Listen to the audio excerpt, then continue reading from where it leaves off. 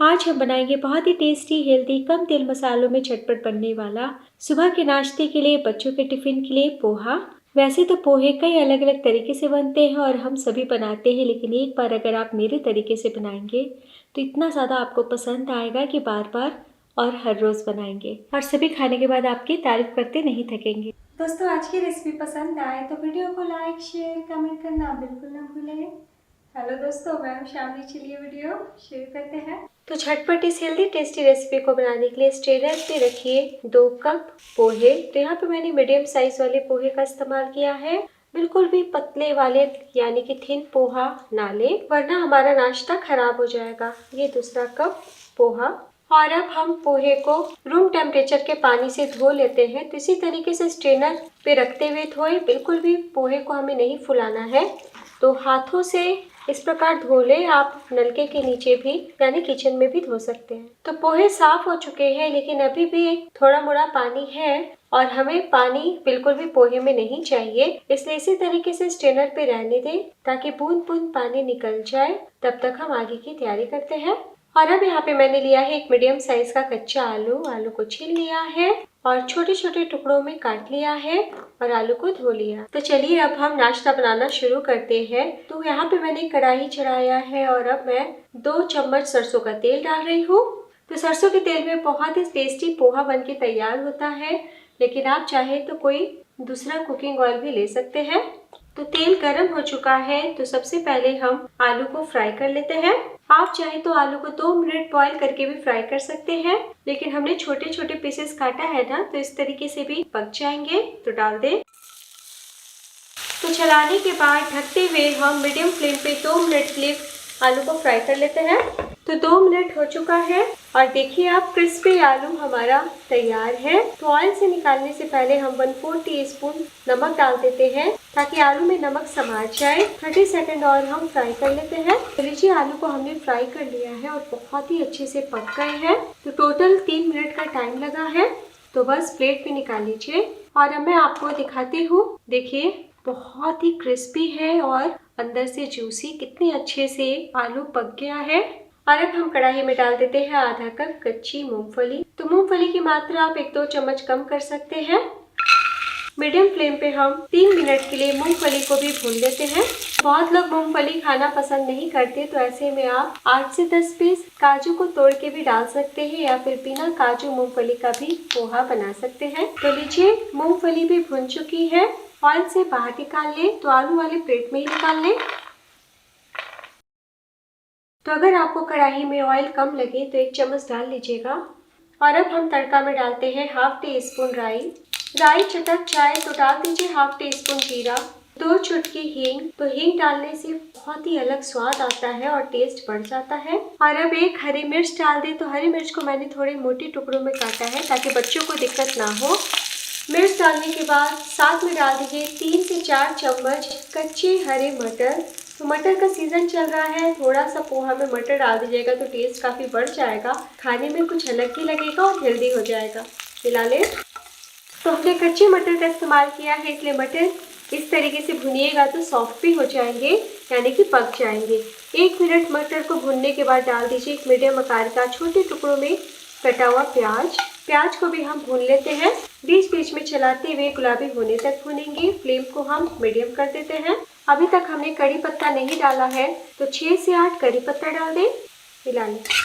तो लीजिए, प्याज को भी भून लिया है और देखिए गुलाबी दिखने लगा है। और अब हम रंगत के लिए डाल देते हैं 1/4 टीस्पून हल्दी पाउडर। साथ ही में 2 हरी मिर्च डाल दें। तो मिर्च को मैंने लंबाई में 20 से काट लिया है। और अब स्वाद अनुसार नमक डाल दीजिए और साथ में डाल दीजिए 1 छोटी चम्मच पीसी हुई चीनी। आप साबुत चीनी भी डाल सकते हैं। तो थोड़ा सा चीनी डाल दीजिएगा तो टेस्ट बहुत ही ज्यादा बढ़ जाता है। बिल्कुल भी आपको खाने में मीठा मीठा नहीं लगेगा, इसलिए अगर आप चीनी नहीं डालते थे तो एक बार डाल के जरूर बना के देखिएगा। और अब आखिर में हम डाल देते हैं 2 चम्मच कटी हुई धनिया पत्ती। तो लीजिए, मिला लिया है और बहुत ही अच्छी खुशबू आ रही है। तो मसालों में हमने सिर्फ हल्दी का इस्तेमाल किया है और कोई भी इसमें दूसरे मसाले या अदरक लहसुन नहीं पड़ता है।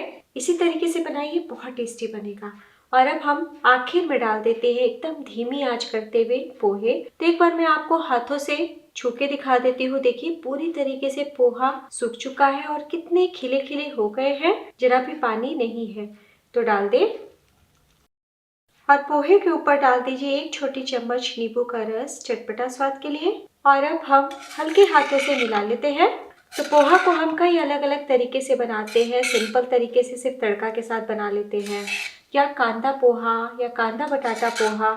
आज मैंने थोड़ा मटर डाल के भी बनाना बताया है, ज़रूर ट्राई कीजिएगा और कैसा बना ये कमेंट करके ज़रूर बताइएगा। तो फ्लेम हमारा एकदम लो है और हम इस प्रकार मिला लेंगे। मिलाने के बाद तुरंत हम ऊपर से डाल देते हैं आलू और भुनी हुई मूंगफली। थोड़ा सा मूंगफली हम गार्निश के लिए रखेंगे। वापस मिला लें। तो यकीन मानिए मेरा, एक बार आप इस तरीके से बनाएंगे ना तो ब्रेकफास्ट में रोज रोज यही नाश्ता खाने का मन करेगा। और आपने देखा बनाना कितना आसान। अगर आप उबले हुए आलू डालना चाहते हैं तो डाल सकते हैं, लेकिन वैसे थोड़ा सा टेस्ट कम आता है। और अगर आप एक छोटा टमाटर शामिल करना चाहते हैं तो बारीक काट के डाल सकते हैं। जब हम प्याज भून रहे थे ना, उसी टाइम भुनने के बाद डाल दीजिएगा। तो पोहे को डालने के बाद बस हम 1 मिनट के लिए धीमी आंच पे भूनेंगे। बहुत ज़्यादा भून दीजिएगा तो पोहा सूखा सूखा लगेगा, मॉइस्चर खत्म हो जाएगा। मिलाने भर ही मिक्स कीजिएगा। पोहा में नमी रहेगा तो खाने में टेस्ट काफ़ी बढ़ जाएगा। तो लीजिए हमारा फर्स्ट क्लास मिनटों में बनने वाला बहुत ही ज़्यादा टेस्टी हेल्दी ब्रेकफास्ट तैयार है। चूल्हा बंद कर देते हैं और सिर्फ 1 से 2 मिनट के लिए ढक देते हैं, ताकि पोहे में मॉइस्चर बना रहे और सारा फ्लेवर पोहे में समा जाए।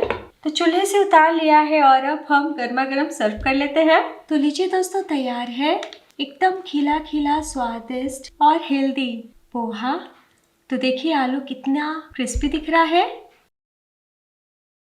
वैसे तो हम सालों भर पोहा खाना पसंद करते हैं, लेकिन सर्दियों में इस तरीके से ब्रेकफास्ट में झटपट बनाए, कम मेहनत में super tasty super healthy breakfast है।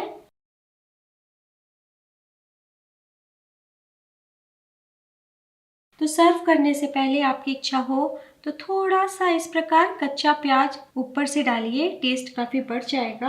और अगर और भी चटपटा बनाने का मन है तो थोड़ा सा 1 चम्मच ऊपर से भुजिया डाल सकते हैं। मुझे वैसे बिल्कुल भी भुजिया पसंद नहीं है, मैं इसी तरीके से बिना भुजिया का हेल्दी खाना पसंद करती हूँ। लेकिन इस प्रकार आप मेहमानों को, बच्चों को सर्व कर सकते हैं। और थोड़ा सा मैंने कच्चा नारियल होता है ना दोस्तों, ताज़ा नारियल, उसे मैंने कस लिया है। तो गार्निश कीजिए। जब हर एक बाइट में नारियल आएगा ना तो काफ़ी क्रंची टेस्टी लगेगा नाश्ता। और अब साइड में रख दीजिए नींबू का टुकड़ा। तो दोस्तों, आज की इसी सिंपल टेस्टी हेल्दी ब्रेकफास्ट और टिफ़िन रेसिपी पसंद आई हो तो प्लीज़ अपना कीमती लाइक ज़रूर दीजिएगा।